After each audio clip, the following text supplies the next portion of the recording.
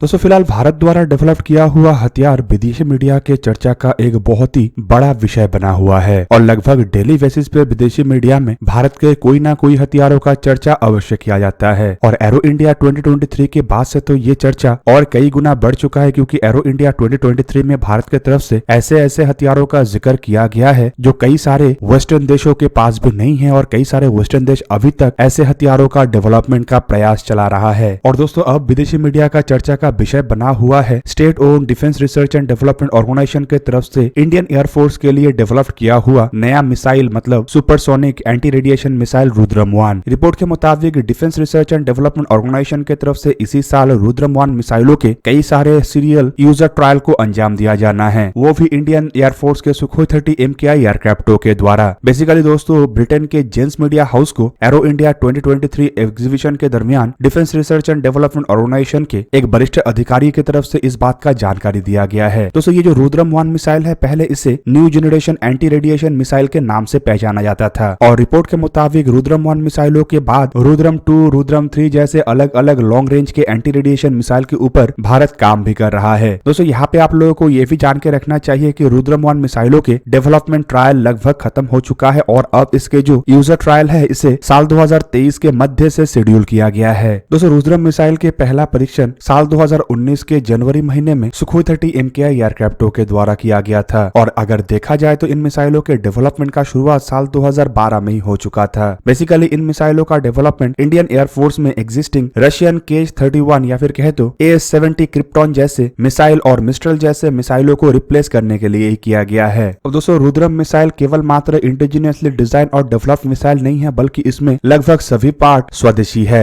Rudram missile को power देने के लिए इंडिजिनियसली डेवलप किया हुआ dual pulse solid propellant rocket motor का इस्तेमाल किया गया है। तो वहीं पे दोस्तों इसमें गाइडेंस के लिए पैसिव और मिलीमीटर वेवलेंथ सीकर का कॉम्बिनेशन का इस्तेमाल किया गया है। दोस्तों रुद्रम मिसाइल को करीबन 55 किलोग्राम के प्री फ्रेगमेंटेशन टाइप वॉरहेड से लैस किया गया है और ये डेटोनेशन के लिए लेजर प्रॉक्सिमिटी फ्यूज का इस्तेमाल करता है। रुद्रम-1 मिसाइल को करीबन 1 किलोमीटर ऑल्टीट्यूड से लेके 15 किलोमीटर ऑल्टीट्यूड के दरमियान कहीं से भी लॉन्च किया जा सकता है और यह missile lock on before launch, lock on after launch दोनों तरीके के फीचर से ही लैस है। दोस्तों मिसाइल के शेल्फ लाइफ भी करीब 10 साल है, मतलब 10 साल तक इन मिसाइलों को आराम से इस्तेमाल किया जा सकता है और मिसाइल में खराबी आने का कोई संभावनाएं नहीं होगा। दोस्तों मिसाइल को जब निर्माण किया जा रहा था तब ये इरादा रखा गया था कि इन मिसाइलों के development state own Bharat dynamic limited और भारत इलेक्ट्रॉनिक लिमिटेड के द्वारा किया जाएगा, लेकिन अब रिपोर्ट में यह भी दावा किया जा रहा है कि Adani defence and aerospace recently DRDO के साथ इस मिसाइल के डेवलपमेंट का प्रोडक्शन पार्टनर के रूप में जुड़ा है ताकि मिसाइलों के मास प्रोडक्शन अदानी डिफेंस में ही किया जा सके।